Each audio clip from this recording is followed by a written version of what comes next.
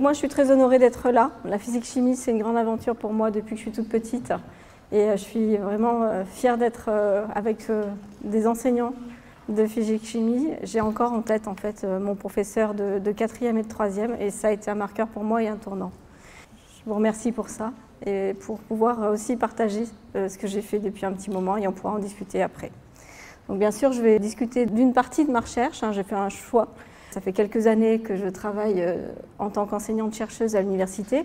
Et je vais parler de la partie recherche, mais je pourrai aussi être plus tard à disposition pour parler de la partie enseignement, parce que je pense qu'on a beaucoup de points communs. Effectivement, je suis rattachée d'un point de vue de la recherche à l'Institut de chimie de Clermont-Ferrand et en fait à l'Université Clermont-Auvergne. Et d'un point de vue de l'enseignement, je suis rattachée à l'UFR de chimie, donc il lui-même est rattaché à l'Université Clermont-Auvergne. Donc c'est un peu toujours le double travail enseignant-chercheur de basculer de l'un à l'autre, mais ça nous force aussi à vulgariser et à montrer aux jeunes que ce qu'on peut faire en recherche au niveau des masters, ça correspond à un besoin au niveau de la société. Je me suis intéressée au carbone parce qu'effectivement, depuis ma thèse, c'est quelque chose que j'ai pu avoir en expertise. Et puis, quand je suis arrivée à Clermont-Ferrand, au niveau de mon poste de maître de conférence, eh bien, j'ai développé cette chimie du fluor, qui est une chimie qui est particulière et qu'on a la chance d'avoir à Clermont-Ferrand. C'est des chimies qui existaient dans tous les centres de recherche en France et qui petit à petit se sont éteints. Et donc on a la chance à l'Université Clermont-Auvergne d'être soutenue et de pouvoir maintenir cette activité qui nous permet en fait, comme on l'a dit et comme on le verra par la suite, d'avoir une activité très importante au niveau du stockage de l'énergie, et ce qui nous permet aussi d'avoir ramené tout un tas de partenaires industriels qui nous financent la recherche, puisqu'actuellement, effectivement, on a besoin en fait, du soutien des partenaires industriels pour pouvoir avancer au niveau de la recherche. Alors, je vais faire d'abord un peu de contexte au niveau de l'énergie, pour faire un pont entre tous les concepts et ce qu'on peut faire en laboratoire. Nous, on s'intéresse principalement à l'énergie chimique, qui est donc contenue dans les liaisons, et ça sera vraiment mon descripteur aujourd'hui, la liaison, l'association du carbone et du fluor sous la forme d'une liaison, et quelle est cette nature de liaison plus particulièrement. Moi, je vais regarder cette liaison et vous dire un peu comment on l'évalue, comment on arrive à comprendre un peu cette force qu'il peut y avoir entre le carbone et le fluor. On s'intéresse peu à l'énergie mécanique, même si ça peut être quelque part un levier pour plus tard. Nous, ce qu'on peut regarder par la suite, c'est l'énergie thermique. On va voir que les piles à combustible, puisque ça fait partie du stockage électrochimique de l'énergie, en fait, nous amènent effectivement un pouvoir électrochimique, mais nous amènent aussi, de par la conception, une énergie thermique que l'on va pouvoir utiliser à bon escient pour avoir une synergie énergie chimique, énergie thermique. On a aussi de plus en plus, et ça c'est une activité dans mon laboratoire, un travail sur l'énergie radiative. En particulier, on récupère la partie visible de la lumière du soleil pour développer des pigments qu'on appelle des luminophores et qui vont nous permettre d'avoir ce levier supplémentaire d'énergie, puisqu'on verra aussi dans cet exposé que ce que l'on veut, c'est de plus en plus d'énergie au quotidien pour alimenter l'industrie, mais aussi le consommateur lambda. L'énergie électrique, ça sera mon focus d'aujourd'hui. Il faut savoir aussi qu'au laboratoire, on travaille sur l'énergie nucléaire. On est partenaire de la société Orano qui travaille sur l'enrichissement de la matière première fissible. Et donc, le fluor intervient aussi dans cette boucle d'enrichissement en fait, des minerais qui sont des oxydes d'uranium pour aller jusqu'à leur fluoration à différents degrés d'oxydation. Et on a une activité au laboratoire qui est centrée sur cet enrichissement, et le fluor est aussi un allié dans cette partie nucléaire, mais je ne détaillerai pas ça aujourd'hui. Il faut savoir quand même que c'est des choses qu'on fait dans mon équipe. Alors si on regarde le concept général, on voit que l'énergie nécessaire au développement humain, et en particulier, améliore le niveau de vie. Si on regarde la France, on a, sur 200 ans, augmenté la consommation énergétique de 14, si on s'intéresse aux Français. Alors on est plutôt plus bas que la moyenne internationale. Donc on a une croissance qui est inférieure, c'est-à-dire de 1,75% par an, à la croissance mondiale, qui serait plutôt centrée à 2,5. On est quand même relativement des bons élèves, mais ça nécessite d'avoir de plus en plus d'énergie. Et on se pose la question, bien sûr, de l'alternative aux énergies fossiles. Donc il faut pouvoir avoir ce qu'on va appeler un mix énergétique, qu'on verra un peu plus tard. Mais si on cherche le lien qu'on peut avoir entre l'homme et l'énergie, on peut voir qu'on a des courbes d'évolution de l'espérance de vie qui sont complètement directement reliées à la croissance simultanée de la consommation d'énergie, et que dans les populations où on n'a pas encore accès complètement à l'énergie, on retrouve en fait des espérances de vie bien inférieures. Donc on a besoin de cet apport énergétique pour sécuriser en fait l'espérance de vie. Donc ça, c'est ce que vous pouvez voir au niveau justement de la population mondiale. On est à peu près 6 milliards. On a 2 milliards d'individus qui vivent sans électricité et si on regarde leur espérance de vie moyenne, eh bien, on peut descendre jusqu'à 36,5 années, c'est-à-dire ce que nous, on avait en équivalent dans les années 1780. Il faut continuer à acheminer de l'énergie un peu partout, à savoir aussi l'économiser, mais c'est un indispensable du développement humain. Comme je disais, on est conscient depuis très longtemps au niveau de la France que l'énergie fossile, eh bien, on va devoir s'en priver d'ici peu. Alors il y a des schémas qui discutent un petit peu de l'évolution de l'énergie des ressources fossiles au fur et à mesure des années. Il y avait des versions pessimistes qui prévoyaient une fin, donc un maximum des réserves qui sont à moitié épuisées en 2010. Et on se voit qu'on est quand même un peu décalé par rapport à ça. On n'a pas atteint encore cet optimum, enfin ces réserves qui sont à moitié épuisées. Et les versions optimistes calaient une baisse en fait, des énergies fossiles disponibles à partir de 2030-2040. De ce fait-là, connaissant en fait, cette évolution-là, la France a très vite, par rapport à d'autres pays, alors là bien sûr c'est pas exhaustif, on sait qu'en Europe en fait c'est une conscience qu'on peut avoir sur le fait de devoir abandonner les énergies fossiles, mais en France on voit que depuis 20 ans on a bien diminué notre consommation du pétrole. Et si on peut considérer d'un point de vue mondial qu'on est toujours avec une forte abondance énergétique et qu'on a des ressources suffisantes, on sait qu'à l'échelle de 2050 par exemple, on a des énergies fossiles qui sont indisponibles à long terme, qui vont être aussi la denrée rare des pays qui ont une forte disponibilité monétaire. Donc on va encore moins alimenter les pays qui étaient en difficulté énergétique. Et on va faire vraiment une ségrégation par rapport à ces énergies fossiles. Donc il faut des alternatives. Après, il y a aussi une autre problématique que l'Europe quand même a en tête, c'est qu'il faut diminuer l'effet de serre. Et donc pour ça, il faut d'autres types d'énergie.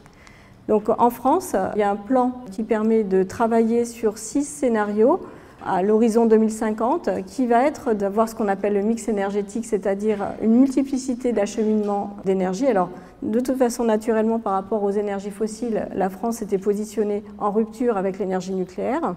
Et c'est ce qu'on appelle, en fait, si on regarde les diagrammes, électricité. On mentionne peu le terme nucléaire parce que ça n'a pas forcément tout le temps bonne presse. Cette partie en bleu que l'on peut voir là, entre aujourd'hui et 2050, qui est censée quand même augmenter. Et ça, maintenant, c'est une conscience et un retour en arrière par rapport à ce qu'on a pu voir. Nous, on recherche, on a vu vraiment la fin des financements du nucléaire et puis là, le retour très prospère des financements nucléaires, avec bien sûr des centrales nucléaires qui vont être des nouvelles technologies d'EPR, des réacteurs à eau pressurisée. Donc on veut principalement entre aujourd'hui et 2050 diminuer la part d'énergie fossile. Et vous voyez que nous, dans la projection qui est proposée là, je vous ai dit il y a 6 scénarios, mais là je vous montre le scénario qui est favorisé. On prévoit en fait vraiment un tout petit peu d'énergie fossile résiduelle. Et on est centré du coup sur le nucléaire et d'un autre côté sur les énergies hors électricité. Donc soit la chaleur, et là Clermont-Ferrand est en plein dedans, on va récupérer l'énergie qui provient de la centrale de combustion qui n'est pas très loin de chez nous, et on aura aussi bien sûr le photovoltaïque, l'énergie solaire, toutes les énergies alternatives qu'on peut avoir qui ont une certaine efficacité énergétique, qui ne peut être qu'améliorée d'un point de vue justement de la chimie et des matériaux. Donc c'est pour ça que je vous disais qu'au niveau du laboratoire, l'énergie solaire c'est aussi un focus, et on essaye de faire mieux pour avoir des meilleurs rendements énergétiques. On va travailler d'un point de vue de la France sur aussi l'efficacité énergétique en essayant d'avoir des appareils du quotidien qui vont être plus performants. Les politiques publiques vont travailler sur l'amélioration des bâtiments et être à zéro échange calorique au niveau des bâtiments. Bon, alors là, on peut aussi discuter de ça, mais c'est un horizon à 2050. Et vous avez pu voir qu'on a un déploiement massif de véhicules électriques, et ça sera aussi au cœur de ma présentation, de savoir à quel point effectivement on peut améliorer les performances des véhicules électriques, même si là on a pu voir déjà naturellement, par exemple, l'autonomie des véhicules s'augmenter au fur et à mesure des technologies et des différents types de véhicules qu'on peut voir actuellement. Pour terminer cette partie introduction, on voit la montée en puissance de la chaleur renouvelable. Ça, c'est tous les systèmes plutôt géothermie, aérothermie et l'introduction des gaz renouvelables. le photovoltaïque, les énergies éoliennes, mais on a un vrai problème, c'est que ces systèmes-là ne vont pas vous alimenter tous les systèmes énergétiques à disposition de façon continue. Donc il nous faut en fait des systèmes de stockage de l'énergie, et en particulier de stockage de l'énergie électrochimique, qui vont nous permettre de capter en fait cette énergie lorsqu'elle est disponible. C'est d'autant plus vrai par exemple pour le solaire, et la restituer au moment où vraiment on a un pic de consommation. Donc ça, c'est des choses qu'on connaît nous aussi depuis très longtemps, parce qu'on travaille, avant même d'avoir eu cette vraie flambée sur les problématiques énergétiques, on travaillait déjà par exemple dans le spatial, dans des niches qui nous ont permis de faire évoluer nos systèmes énergétiques. Et lorsqu'un satellite en fait tourne autour du Soleil, il y a des moments où en fait il va être dans la pénombre et il déploie des panneaux photovoltaïques au moment où il irradie, mais derrière, pour qu'il soit alimenté en continu, on avait des systèmes de stockage qui permettaient en fait de faire fonctionner le satellite au moment où il n'y avait plus de Soleil disponible. Donc en fait, c'est des problématiques que l'on a fait grandir depuis de nombreuses années à travers des activités de niche et qui nous permettaient aussi d'avoir des financements importants, mais qu'on va pouvoir maintenant redéployer au niveau d'autres utilisations du quotidien. Dans les 4, on va dire, propositions de modulation énergétique à 2050, il y a quand même un vrai problème majeur qui va être le coût des énergies renouvelables et du développement des énergies renouvelables. Alors là, on envisage éventuellement à 100% énergie renouvelable en 2060 et le problème des EPR qui pour l'instant fonctionnent en Chine, mais ne fonctionne pas encore parfaitement dans les territoires, on va dire, européens. Donc la disponibilité technique est encore un levier à performer. Alors, si maintenant je m'intéresse à ce que je vais exposer aujourd'hui, le stockage de l'énergie, en fait c'est le point faible de la filière électrique. Et c'est le point faible parce que les systèmes de stockage électrochimique qui seront... Alors là, j'ai pris le cas le plus défavorable, c'est souvent comme ça qu'on fait aussi pour une publication, pour mettre en valeur ses travaux. On commence par ce que tout le monde connaît qui n'est pas très bon pour pouvoir aller vers du bien meilleur. Donc si je m'intéresse ici au système de batterie au plomb, qui est le premier système en fait, électrochimique connu, robuste et qu'on utilise encore, puisque dans vos véhicules au démarrage, vous avez ces batteries au plomb qui sont performants. Eh bien, si on compare la densité d'énergie, donc la capacité de stockage en énergie de ces systèmes, en kWh par kilo, elle est toute petite, de 0,04 kWh par kilo. Et si on compare, par exemple, pour la même masse, en fait, à de l'essence et sa combustion, on sera sur une densité d'énergie de 12 kWh par kilo.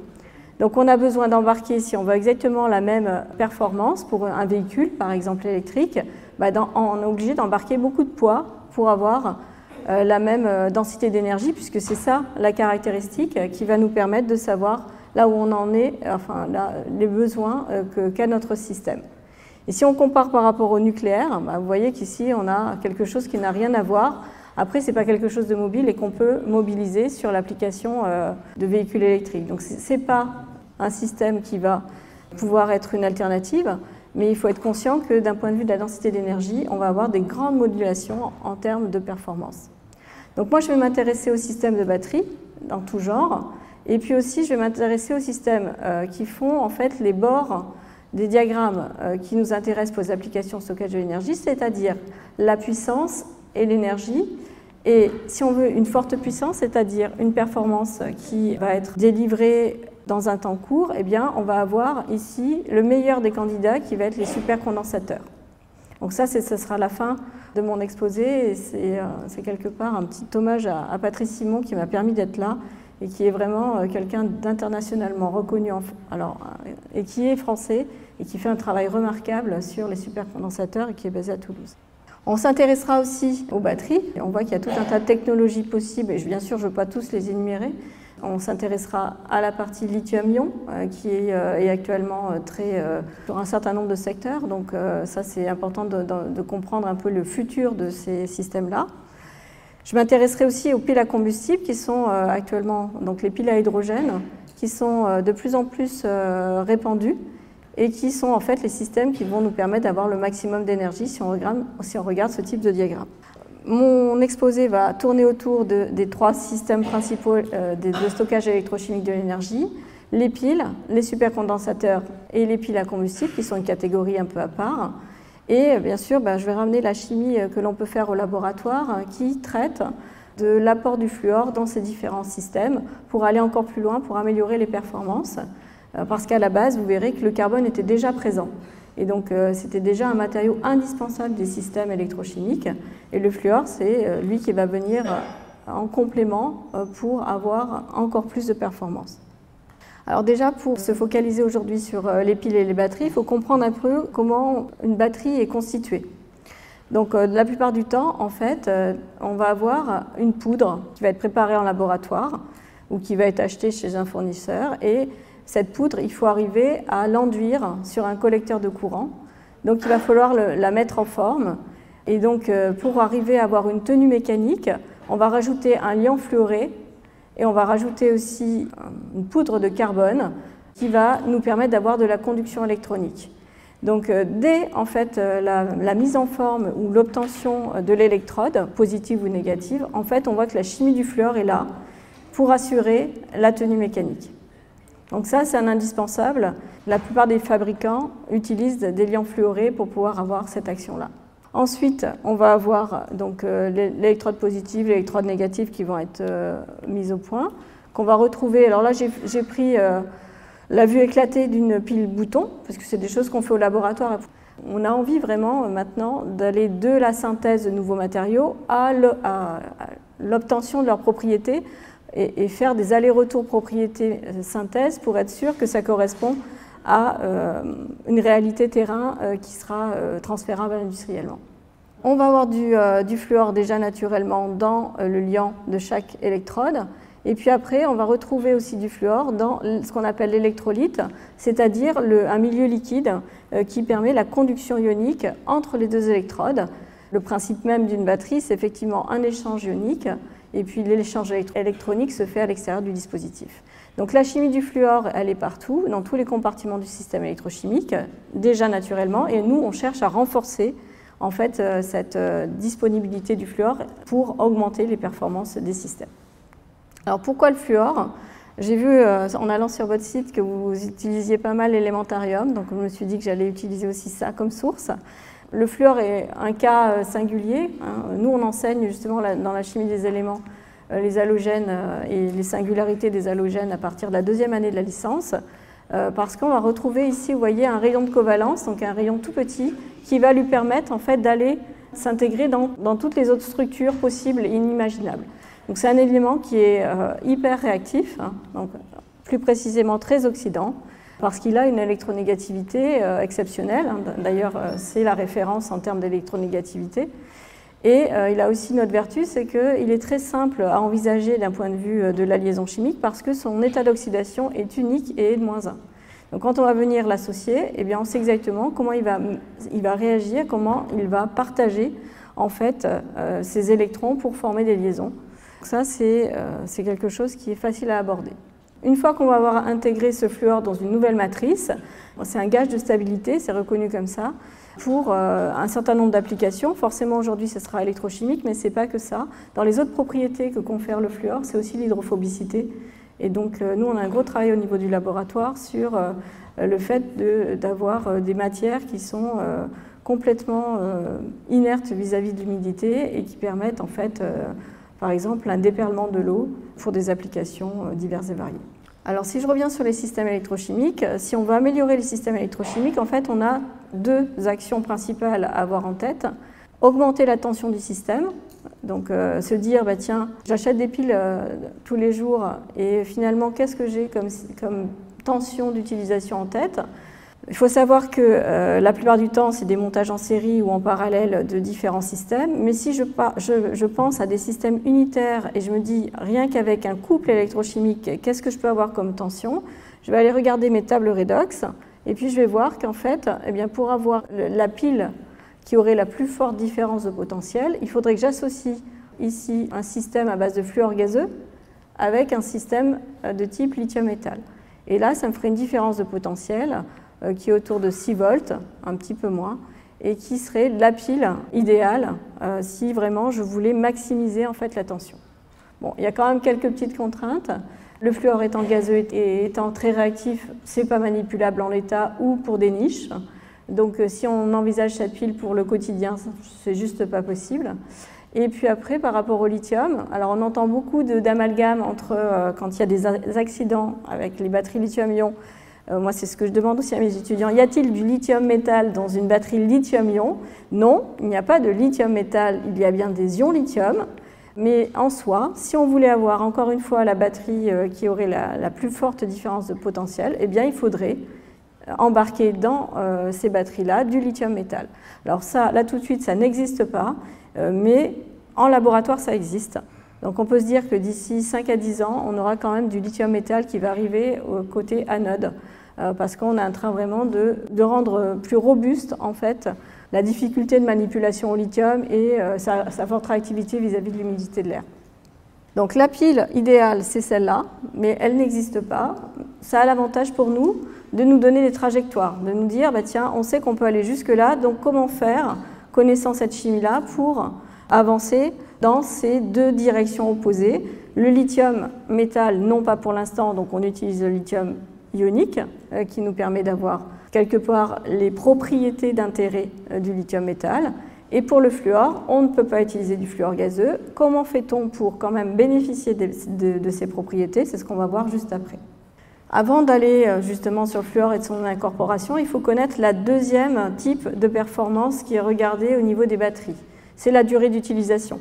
En soi, quand vous avez votre téléphone, votre portable, vous voulez qu'il soit autonome le plus longtemps possible. Donc on travaille sur la durabilité. C'est plutôt la durée d'utilisation que la durabilité, la durée d'utilisation de ces systèmes électrochimiques. Donc on a des petites formules mathématiques qui nous permettent de relier ce qu'on appelle la capacité, qui est en fait liée à cette durée d'utilisation, et on a des formules qui nous permettent de se dire, cette durée, en fait, on peut donc la maximiser si, en fait, on a ici un maximum d'électrons échangés lors du processus redox, et si on a aussi un minimum de masse molaire d'un point de vue de la structure d'accueil. Donc il faut qu'on utilise des matériaux légers qui vont échanger un maximum d'électrons pour pouvoir un maximum de durée d'utilisation d'un système électrochimique. Donc ça, encore une fois, c'est assez simple, mais par contre, c'est à nous de trouver dans les différents matériaux disponibles ou dans les matériaux de l'avenir, quels sont ceux qui pourraient être intéressants et qui nous permettraient d'augmenter la durée d'utilisation. Alors si je reviens sur mon cas du fluor et du lithium, eh bien, en fait, ici, je peux calculer ces fameuses performances en capacité qui sont reliées à du temps. Et en fait, ça me donne des valeurs numériques, mais il faut être conscient que là, par exemple, par rapport à ce qu'on a actuellement dans les systèmes classiques de batterie, eh bien, on pourrait se décaler de 6 fois, donc avoir 6 fois plus de durée d'utilisation que ce qu'on a actuellement. Donc la chimie, ça reste, et les matériaux, ça reste un vrai levier de performance et d'augmentation de performance. Si on compare par rapport à ce qui se passe au niveau de l'anode, on a même encore plus de gains énergétiques possibles puisqu'on pourrait faire 1 x 10 au niveau des performances si on avait du lithium-métal. C'est pour ça aussi qu'on s'acharne quand même sur cette faisabilité et qu'on n'en est pas très loin. Ça, c'est des choses qui, encore une fois, avancent beaucoup plus vite que la partie cathodique. Ce que l'utilisateur regarde, lui, c'est la densité d'énergie. Il se dit, moi, derrière mon appareil, je regarde la densité d'énergie qu'il a, j'achète une batterie en fonction de sa densité d'énergie. Et c'est tout simplement le couple capacité que j'ai décrit là, tension. Et donc là, si on regarde un petit peu où on situerait pour une batterie fluor-lithium, on serait à 8,3 kWh par kilo par rapport à la batterie au plomb qui est à 0,04. Donc on voit quand même que grâce à la recherche, on a quand même une grande amplitude en énergie possible de la batterie au plomb à cette fameuse batterie théorique qui pourrait être un idéal de conception. Le fluor, on ne peut pas l'utiliser tel quel, donc il faut arriver à bénéficier de ses propriétés oxydantes, de son pouvoir redox, sans même le stocker sous forme de gaz. On regarde la classification périodique et on regarde les éléments légers, parce qu'ils vont compter en fait au niveau de la capacité, puisqu'on a pu voir ici qu'on a une dépendance à la masse molaire en termes de performance.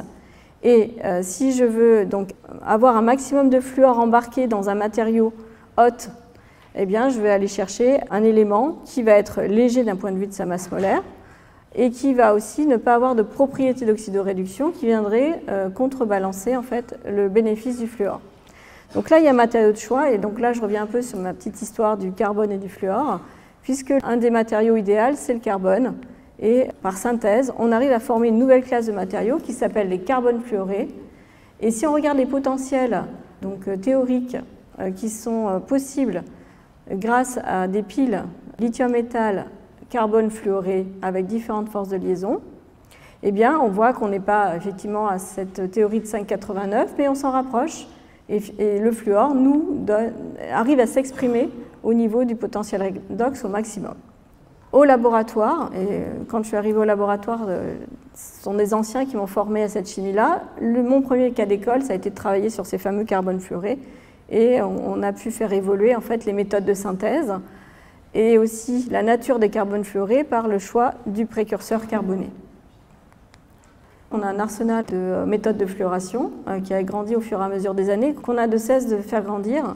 On a la chance d'avoir sur site des bouteilles de fluor gazeux qui viennent d'Afrique du Sud, parce qu'on a très peu d'entreprises qui nous fournissent en fait en fluor gazeux, mais c'est du fluor moléculaire pur, donc c'est ce matériau qui est censé exister à l'état naturel, et bien effectivement on arrive à l'avoir à disposition. Ça c'est le F2 tel qu'il est pensé dans la classification périodique, mais on peut aussi avoir à disposition du fluor atomique radicalaire, donc, qui a une facilité à s'intégrer encore plus dans n'importe quelle structure et qui permet aussi une répartition de zones qui va être différente du fluor moléculaire. Je ne vais pas rentrer plus dans les mécanismes, mais il faut savoir vraiment qu'on arrive à avoir en surface en fait, des chimies qui sont complètement différentes. On peut même avoir l'intercalation d'ions F-, ce qui va nous donner des propriétés inédites au niveau des matériaux. On a de la fluoration par procédé plasma.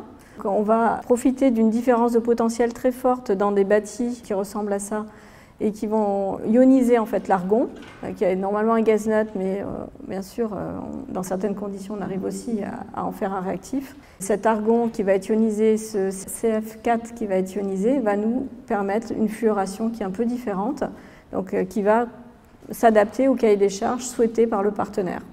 Et puis, on va pouvoir aussi mettre en œuvre de la fluoration par combinaison en fait, d'un laser femtoseconde qui va venir ablater en fait, une partie de matière et on va remplacer les parties ablatées par des liaisons fluorées, ce qui va nous permettre d'avoir des îlots, des plots, différentes formes géométriques où le fluor va être privilégié au niveau de notre surface et notre microsurface. En fait. Donc ça, c'est ce qu'on fait. Alors maintenant, si je reviens un peu sur l'association carbone-fluor, eh bien, il faut connaître un peu la chimie du carbone. Et en fait, le carbone, on le voit souvent comme le résidu de combustion, mais en soi, il y a aussi les deux autres formes qu'on connaît bien, qui sont le graphite et le diamant. Et lorsqu'on compare le graphite et le diamant, on se dit déjà, ben là, on a deux composés qui sont, d'un point de vue de la classification périodique du carbone, mais qui ont des vertus complètement différentes, en particulier les conductivités thermiques et électriques qui sont aux extrêmes. Donc on voit que ce qui va être intéressant, c'est la nature des liaisons qui va être à l'intérieur de la structure carbonée d'intérêt. Et c'est cette nature de liaison qui va être aussi notre pivot pour l'incorporation du fluor. On va jouer sur l'hybridation du carbone en fonction de sa structure planaire, où là les carbones entre eux vont être reliés avec une hybridation de type sp2, et le diamant qui va lui avoir une structuration 3D, donc avec vraiment une répartition dans les 3 dimensions de l'espace de façon identique. Eh bien, on va avoir ici à l'origine une hybridation sp3 qui va nous permettre de garantir en fait des propriétés complètement différentes. Ici, des chemins de conduction qui seront vraiment délicats, où les électrons ne sauront pas où aller préférentiellement. Et donc ça va pouvoir être relié au comportement isolant. Tandis que pour le graphite sp2, eh bien là, les plans de graphite vont être des vecteurs de conduction inégalables d'un point de vue des électrons et vont nous ramener en fait une très bonne propriété de conduction électronique. Donc nous, au laboratoire, on a en tête effectivement ces structures modèles, mais on s'intéresse surtout à tous les nanomatériaux qui sont disponibles et qui sont en fait des associations de proportions sp2, sp3 qui varient et qui permettent aux nano-objets de se fermer, par exemple dans le cas du fullerène. Eh bien, c'est une proportion d'hexagones et de pentagones qui va nous permettre d'avoir en fait ce fameux ballon qu'on connaît, mais qui va avoir des vertus incroyables, en particulier en photovoltaïque. On va le retrouver comme matériau très conducteur et nous permettant une très bonne conductivité électronique. On s'intéresse aussi aux nanotubes de carbone et on va regarder justement l'hybridation des différents carbones et voir un peu comment le fluor peut réagir plus ou moins fortement avec ces différents types de liaisons. Donc ça, c'est la chimie qu'on peut faire. Vous avez un certain nombre d'articles là qui sont cités. Finalement, si je résume une dizaine d'années de travail, eh bien, on a travaillé sur différents types de matériaux carbonés, différentes méthodes de fluoration. On a été voir comment greffer plus ou moins fortement le fluor en surface des nano-objets. Et on s'est rendu compte que, eh bien, on avait en pile au lithium une grande modularité en fait, de la tension d'usage qui était liée justement à la force de liaison carbone-fluor. Avant même de faire des tests électrochimiques, nous on aime bien caractériser les matériaux et la technique de choix c'est la RMN du solide qui nous permet d'avoir le déplacement chimique de la liaison CF. Et ça en fait on voit qu'en connaissant en fait la force de la liaison, eh bien, on peut avoir une appréciation avant même de faire la pile du potentiel redox de la pile. On travaille sur la confection de matériaux qui vont pouvoir nous permettre d'avoir des points sur cette échelle en déplacement chimique qui varie de moins 190 à moins 147 et on continue toujours à avoir un maximum de déplacement chimique. Alors, ce n'est pas des rats de laboratoire parce que là on a l'impression qu'effectivement c'est un travail expérimental incroyable, mais je vous ai dit, hein, nous on peut avancer d'un point de vue recherche principalement par le partenariat. Donc dès mon arrivée au laboratoire, en fait, on a vu aussi que ce positionnement des carbones fluorés était intéressant parce qu'il correspondait à des besoins de niche dans un premier temps, puis là on voit que maintenant ça s'ouvre un petit peu plus, qui était donc sur l'autonomie, en particulier donc, du soldat autonome. Ça c'est des problématiques qui existaient depuis 20 ans en fait. Donc, dans le militaire, on a besoin d'avoir des batteries qui sont sans recharge et qui permettent aux soldats autonomes d'effectuer des longues missions, ou bien aussi dans le médical. Par exemple, pour les pacemakers, on a besoin d'avoir une pile qui ait une forte densité d'énergie. On ne va pas aller intervenir soit sur la recharge du pacemaker, soit sur le changement du pacemaker régulièrement. On a ces carbones fluorés qui nous servent à satisfaire le cahier des charges spécifique de ces systèmes et qui sont déjà utilisés dans ces systèmes en particulier. Donc ce n'est pas, encore une fois, des rats de laboratoire, c'est vraiment des choses qui sont actuellement utilisées. Et bien sûr, on contribue à l'amélioration de l'autonomie. Donc un peu plus de recherche de façon pratique, eh bien, on travaille sur l'augmentation de la densité d'énergie. Pour augmenter la densité d'énergie, on voit qu'en fait, eh bien, il faut qu'on travaille sur l'association carbone-fluor. On a besoin en fait, d'un troisième partenaire qui est l'oxygène. Et si on a un matériau où on a bien réparti l'oxygène, le fluor, le carbone, et qu'on a bien géré la nature des liaisons qui relient carbone-oxygène et carbone-fluor. On n'a pas par contre de liaison oxygène-fluor. Mais si on a bien des ponts époxy, carbone-oxygène, carbone et puis des liaisons CF avec une certaine force de liaison, eh bien on a réussi à aller encore plus loin au niveau de la densité d'énergie. Si on regarde un peu nos systèmes ici, on est à peu près à 2300 Wh par kilo. Ça c'est intéressant d'aller encore plus loin et c'est le travail d'une doctorante qu'on a pu encadrer avec Marc Dubois il y a maintenant quelques années. Un autre problème de ces dispositifs à base de carbone et de fluor, ça va être la puissance. Alors je vous ai dit, une batterie c'est fait pour principalement donner de l'énergie à un dispositif. Mais en fait, on se dit aussi que, et c'est ce qu'on voit aussi pour les véhicules électriques, votre véhicule électrique, vous allez la mettre sur une borne classique et puis à un moment donné, vous n'allez pas avoir beaucoup de temps et vous allez vous dire, ah, tiens, je vais passer sur une borne rapide. Généralement, ce n'est pas un très bon choix. Parce que les batteries en fait ne sont pas faites pour ces bornes rapides, mais ça peut vous dépanner. Ça veut dire que quelque part vous avez besoin de cette notion de puissance. On a des dispositifs qui fonctionnent très bien en énergie, donc on se dit aussi finalement sur un pic de puissance, est-ce que c'est aussi des bons candidats? On se pose la question de savoir comment faire pour augmenter la puissance. La dimensionnalité des nanocarbones qu'on va fluorer va nous aider. Et donc on a travaillé sur différents types de nanocarbone, des nanotubes, c'est ce que vous avez au milieu. On a aussi travaillé sur ce qu'on appelle des nanosphères et puis des nanodisques et des nanocones. On arrive à les faire par procédé de combustion de carbone bien contrôlé. Et on peut voir qu'en fait, eh bien, en puissance, on a atteint un maximum ici pour les objets de dimensionnalité 1D. Si on regarde un petit peu l'histoire des matériaux, il n'y a rien d'étonnant en fait. On sait qu'effectivement, lorsqu'on a une dimension privilégiée, c'est souvent une façon quasiment garantie d'avoir une très bonne conduction électronique. Et donc c'est ce dont on a besoin en puissance, c'est d'avoir vraiment un acheminement rapide d'électrons. Et donc cette dimensionnalité, dans une dimensionnalité préférentielle, nous garantit effectivement un maximum de puissance et à ce jour, c'est quelque chose qui n'a pas été égalé. Un joli résultat qui vient du laboratoire. Je vais continuer à discuter maintenant de la partie pile à combustible. Je vous ai dit qu'on va balayer un petit peu tous les domaines du stockage électrochimique de l'énergie. Donc les piles, les batteries, où on a du carbone et du fluor. Et vous allez voir que dans les piles à combustible, en fait, le fluor peut avoir aussi un intérêt. Alors je vais commencer par rappeler un petit peu le fonctionnement des piles à combustible. Donc ça, c'est des choses aussi qu'on enseigne en master chez nous, parce qu'on a besoin de jeunes formés à ces différentes technologies et il faut qu'ils aient un minimum de langage pour comprendre un petit peu où se situent les matériaux dans les différents systèmes.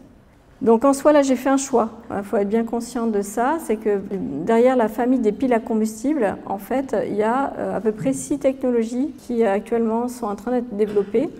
Et finalement, là, ce que je vous présente, c'est la fameuse pile à hydrogène telle qu'on l'entend dans les médias. Alors, ce n'est pas parce que c'est l'hydrogène qui est le vecteur de consommation, mais c'est parce que c'est une technologie particulière qu'on va retrouver dans la pile à combustible. Donc, si on parle déjà de pile à combustible, ça veut dire qu'on a quelque chose qui est consommé au fur et à mesure en fait, du fonctionnement. Ça fait référence justement à cet hydrogène qui doit être sans cesse acheminé sur votre dispositif parce qu'en fait, il va être consommé et le processus n'est pas réversible. Donc, il faut pouvoir se poser la question de savoir comment j'achemine en continu de l'hydrogène dans mon dispositif. Et c'est là où je dis qu'il y a différentes technologies qui permettent de répondre aux usages. Donc ça, on pourra en discuter si vous voulez, mais là, j'ai choisi de vous en présenter un seul.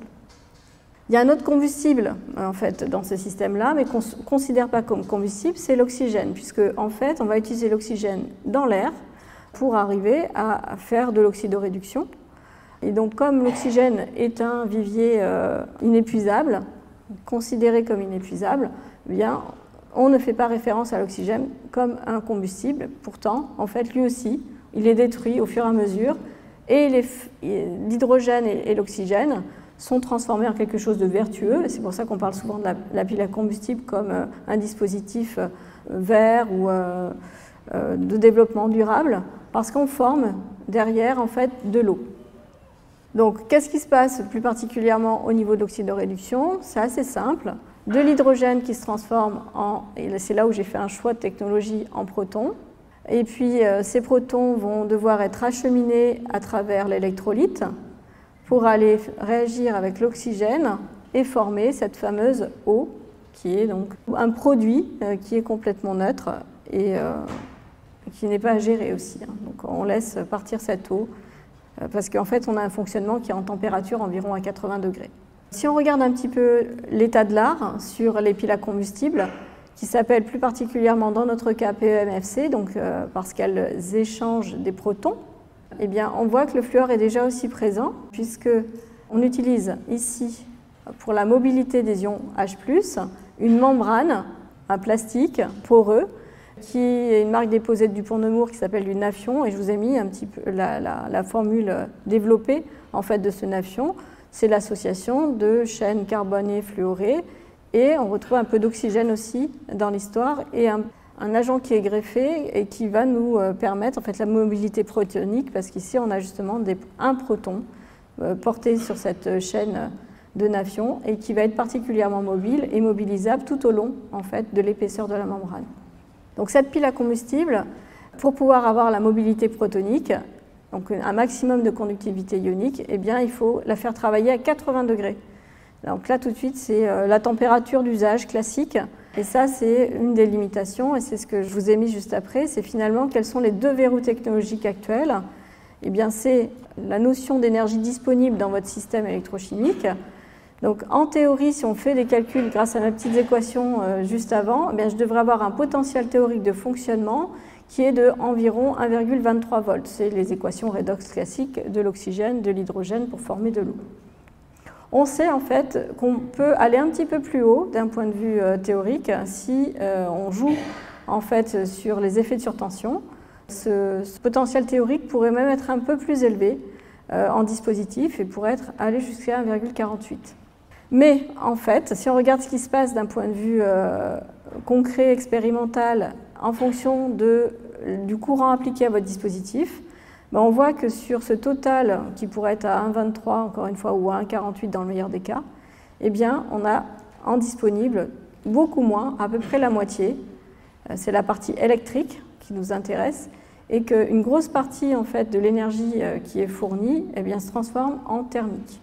Alors quelque part, ça nous arrange pour le fonctionnement du système à 80 degrés, puisque c'est la pile à combustible qui elle-même va alimenter en chaleur en fait, la membrane et qui va permettre la diffusion en fait, des ions H+. Mais ça reste un problème parce qu'en soi, ce n'est pas ce qu'on avait envie.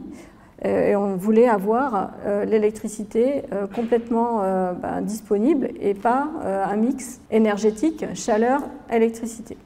Donc là, on travaille justement d'un point de vue des matériaux pour faire remonter cette courbe la plus proche possible de celle à 1,23. Donc ça, c'est un des problèmes majeurs là tout de suite.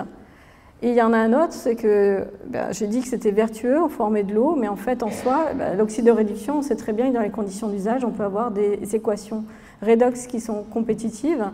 Et il y en a une, en fait, sur l'oxygène qui arrive assez fréquemment, qui est en fait la formation de peroxyde d'hydrogène dans ce dispositif. Et là, c'est plus du tout la même façon d'envisager la pile à combustible. Et c'est ça qui va nous limiter la durabilité des piles à combustible. C'est censé cycler avec un nombre de cycles bien supérieur aux batteries conventionnelles.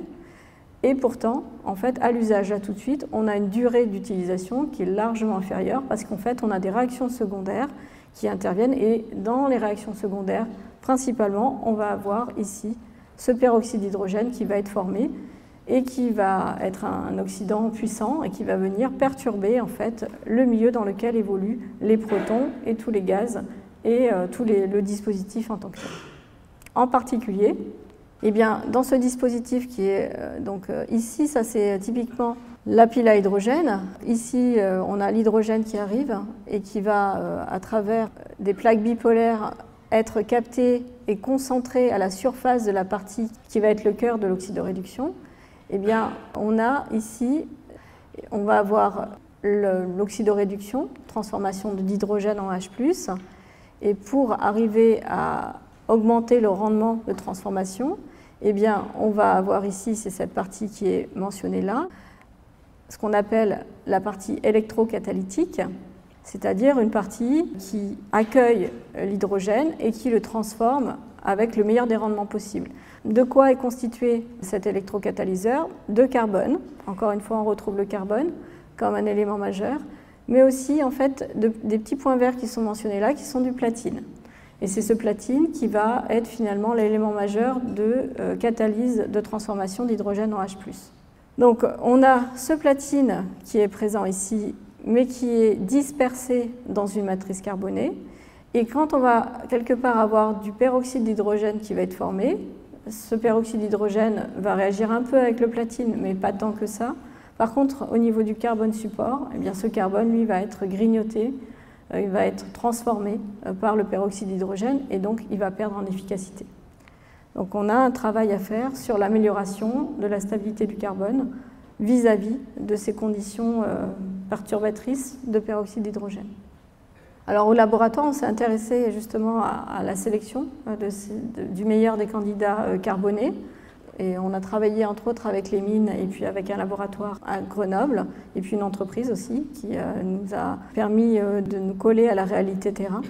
Et donc on a regardé différents types de candidats possibles, des très bons conducteurs électroniques qui avaient une forte surface d'échange avec le platine. Donc cette surface d'échange, on l'évalue par une surface dite spécifique qui s'évalue en mètres carrés par gramme.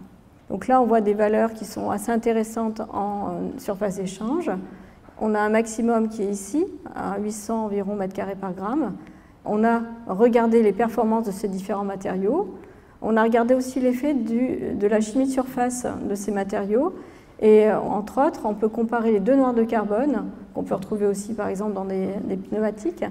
Ces noirs de carbone, en fait, si on a retravaillé la chimie de surface, donc tous les groupements de surface qui quelque part vont être très réactifs vis-à-vis du peroxyde d'hydrogène, eh bien, on peut voir qu'on augmente, ça c'est ce composé qui est là, on voit qu'on augmente énormément la durabilité de la pile à combustible. Là, si vous étiez sur des éléments carbonés standards quand même bien choisis, on pouvait avoir une pile à combustible qui pouvait garantir une centaine de cycles dans des conditions standards de réglementation. et de tests. Et là, en se préoccupant de la chimie de surface, eh bien, on arrive à faire un x17 sur la durabilité.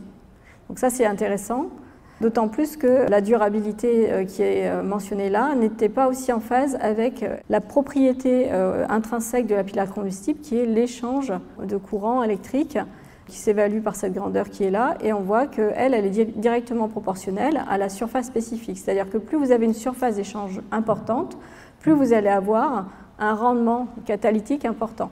Ce rendement, en fait, il n'est pas du tout en lien avec la durabilité. Donc, quelque part, on se dit, va falloir choisir entre rendement et durabilité, parce que le pire des cas en rendement, ça va être le meilleur des cas en durabilité. Donc, il va falloir travailler la chimie de surface, tout en conservant, en fait, quelque part, une forte surface spécifique pour avoir un maximum de durabilité. Alors là, on peut se poser la question de la fluoration. Quel est son intérêt? C'est ce qu'on a fait lors d'un programme de recherche, justement. Et déjà, dans un premier temps, on s'est rendu compte que lorsqu'on met en forme l'électrode, et lorsqu'on va donc avoir ce platine à disperser dans l'électrode, eh bien, si on a pré-traité le carbone par de la fluoration dans des conditions bien gérées, eh bien, le platine, c'est les petites particules noires qu'on peut voir ici, qui sont vues par microscopie électronique à transmission. Eh bien, on va avoir ici des agrégats du platine qui est censé être donc, de l'ordre de 4 nanomètres en taille de particule idéale pour pouvoir être le plus efficace possible. Et finalement, lorsqu'on essaye justement de l'incorporer dans le carbone, eh bien, en soi, effectivement, on retrouve ces petites particules majoritairement, mais on a aussi des agrégats qui nous évite une efficacité maximale de notre platine. Et c'est dommage parce que le platine, c'est quand même 20% du prix en fait, de la pile à combustible. Donc si le platine est mal géré dès le départ, on sait que la performance ne sera pas à un optimum. Donc si je veux ramener du fluor au niveau de ma surface du carbone, eh bien, je vois par conséquence, et ce n'était pas voulu en soi, que j'arrive à mieux disperser mon platine au sein même de ma nanostructure. Donc ça a été un premier des points très positifs de cette étude. Ce n'était pas ce qui était souhaité. L'idée, c'était vraiment d'aller par la fluoration, protéger en fait, le carbone de ces points d'attaque préférentielle vis-à-vis du peroxyde d'hydrogène. Donc c'est des défauts qu'on maîtrise et qu'on arrive à quantifier. Et la fluoration était venue se positionner sur ces points de défaut de façon à les bloquer vis-à-vis de l'attaque au peroxyde d'hydrogène. Et en soi, derrière, on a eu du coup cette vision aussi très positive de la meilleure dispersion du platine au sein même de la nanoparticule de carbone. Et puis après, si on regarde en fait les performances en pile à combustible, eh bien, on peut se rendre compte que on a le matériau ici de départ qui n'est pas fluoré, qui a subi différents cycles. Alors déjà, on voit que l'amélioration des performances et des conditions d'usage nous a permis d'aller bien plus loin en conditions d'utilisation en cyclage. Donc ça a été une avancée intrinsèque sur ce noir de carbone graphitisé qui a été retravaillé. Et ensuite, eh bien, si on fluore en fait, avec différents taux de fluoration, vraiment une fluoration qui est parfaitement maîtrisée et qui permet très faible greffage de fluor en surface du carbone, eh bien, on a un gain en performance notable, quel que soit le nombre de cycles. Donc, ces différentes piles à combustible qui ont été montées, qui ont été arrêtées à différents points pour ensuite faire de la défaillance et de regarder les mécanismes intrinsèques à l'intérieur. Et on voit que systématiquement, on a un positif de par la fluoration sur l'amélioration du cyclage de ces piles à combustible. Attention, ce n'est pas valable dans tous les cas. C'est-à-dire que là, c'est ce qu'on peut voir, et c'est ce que je vous montre en parfaite honnêteté scientifique. Si on augmente trop fortement le taux de fluor, eh bien, on va avoir là, par contre, une diminution de la performance intrinsèque. Donc, ça nécessite une expertise en chimie du fluor et un parfait contrôle des conditions de fluoration pour aller exalter la performance intrinsèque du carbone. Donc, ça a été ce qu'on a pu faire au niveau des piles à combustible. Je vais terminer par la partie supercondensateur. C'est des systèmes qui sont moins connus, je pense, de la part du grand public. J'ai choisi 2 cas particuliers. Il faut penser, par exemple, à l'Airbus A380 et au cas d'un amérissage forcé où on doit éjecter très rapidement en fait, les portes pour pouvoir laisser partir sur les toboggans les personnes qui sont embarquées dans l'avion. Eh bien, il faut des systèmes d'extrême puissance. Donc, vous allez avoir souvent un coup de poing à actionner, vous, en tant qu'utilisateur, et ça va mettre en action ces supercondensateurs qui vont nous relarguer de façon très rapide, en fait, une énergie. Et donc, c'est ce qu'on appelle du coup de la puissance. Donc ça existe déjà. Ce n'est pas encore une fois un rat de laboratoire. On a aussi ça, typiquement, par exemple, depuis 2012, dans les alternodémarreurs des micro-hybrides de Citroën C5 et de C4, où, à un moment donné, quand vous démarrez, vous voulez avoir un pic d'énergie, et ça, c'est assuré par des supercondensateurs. Donc, c'est pas réellement, il n'y a pas de redox dans ces dispositifs, c'est du stockage électrostatique, et on va créer une différence de potentiel par mise au point, en fait, d'absorption de charge en surface. Et c'est cette absorption de charge bien calée de part et d'autre du condensateur qui va nous créer une différence de potentiel entre deux électrodes. Mais il n'y a pas de processus redox derrière tout ça. Depuis les années 70, si on regarde un petit peu l'histoire de ces supercondensateurs, on a utilisé du carbone comme la matrice d'intérêt qui nous permet de stocker ces charges, ces anions et ces cations en surface du matériau. Donc, le carbone ici, c'est un carbone qui va être très poreux, qui va encore plus avoir une grande surface spécifique que pour les piles à combustible. Et on cherche cette surface spécifique pour pouvoir absorber un maximum d'ions en un temps très court et aussi à relarguer ces ions, toujours pareil, dans le même temps très court. Si on regarde ce charbon qui est utilisé là tout de suite dans tous les dispositifs, typiquement dans l'A380, eh bien, c'est des matières premières durables qui sont utilisées. C'est par exemple une noix de coco qu'on va carboniser, qu'on va oxyder dans un deuxième temps, et ça va nous donner un matériau poreux, mais avec une porosité qui va être très polydisperse, donc avec des tailles de pores qui vont être variées, typiquement macropores, mésopores, micropores. Vous voyez des pores qui vont varier de 2 nanomètres à 50 nanomètres. Donc ça, c'est ce qu'on connaît là tout de suite, mais on se dit comment faire mieux. Et c'est des systèmes qui fonctionnent très bien. C'est pour ça que je ne vous ai pas mis de verrou réel, parce qu'en soi, ça marche assez bien. Il n'y a pas de redox. C'est le redox souvent qui pose souci. Donc, comment faire mieux? Eh bien, il faut mieux distribuer, mieux connaître la taille des pores et mieux la maîtriser. Je vais me focaliser vraiment sur le rôle de la taille de ces pores. Et en soi, Patrice Simon, qui est vraiment donc, ce scientifique de renom qui travaille en France, mais qui est reconnu internationalement là-dessus, a pu montrer qu'en fait, il faut adapter la taille de la porosité à la taille de l'ion adsorbé et de l'ion solvaté adsorbé. Donc en fait, il a pu montrer que dans l'idéal, il nous faudrait des matériaux qui ont des tailles de pores uniformes de l'ordre de 2 nanomètres. Et dans les charbons activés, ex-noix de coco, on a, encore une fois, très peu de ce genre de porosité. Donc il faut travailler à des matériaux modèles qui permettent d'avoir exclusivement ces tailles de pores. Donc ça, c'est ce qu'on peut faire, et c'est ce qu'il a fait, ça lui a permis d'avoir plusieurs publications dans Science, avec son collègue américain Yuri Gogotsi. Il a pu montrer qu'en utilisant un carbure comme précurseur, on pouvait, par la chloration, aller arracher sélectivement tous les atomes d'éléments différents du carbone, là typiquement le silicium, pour former donc SiF4, qui est un gaz, et pour laisser une porosité se mettre en place qui est parfaitement distribuée. Et donc, grâce à ces travaux, en fait, il a pu démontrer qu'on pouvait augmenter la performance. Donc, on était arrivé à un maximum qui était à peu près de 10 microfarads par centimètre carré pour ce genre de technologie supercondensateur. Et donc, il a pu faire grimper la performance à environ 14, et même actuellement, il en est à peu près 20 microfarads par centimètre carré. Donc, c'est ces travaux qui, à mon avis, lui certainement conduire à un prix Nobel, lui permettront d'avoir, nous permettront d'avoir des réelles avancées au niveau de ces matériaux. Pour terminer, qu'est-ce qu'on peut faire au niveau de la fluoration? Parce que c'est quand même aussi des choses qui sont importantes pour nous. Je vous ai parlé de chloration. Eh bien, quand on pense à un autre halogène, c'est la fluoration. Et donc, en fait, avec Patrice Simon, on a travaillé sur la substitution de la chloration par la fluoration.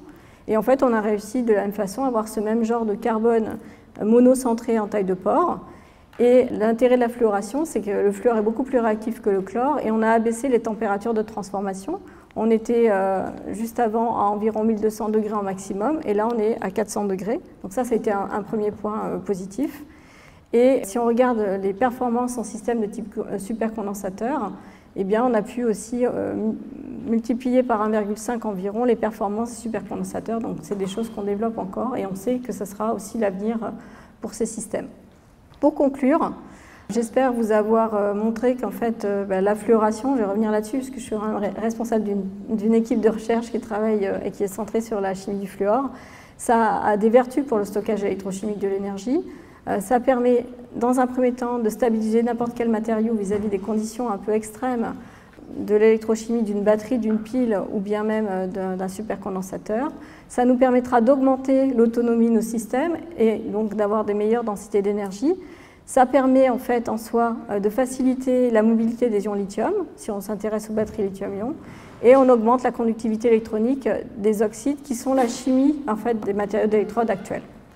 Voilà. Et donc on développe sans cesse des nouvelles méthodes de fluoration qui nous permettent en fait de répondre à la quantité de fluor à greffer, des toutes petites quantités la plupart du temps, là tout de suite, mais aussi des grosses quantités si on veut complètement fabriquer des nouveaux fluorures pour avoir les matériaux des générations futures dans les systèmes électrochimiques.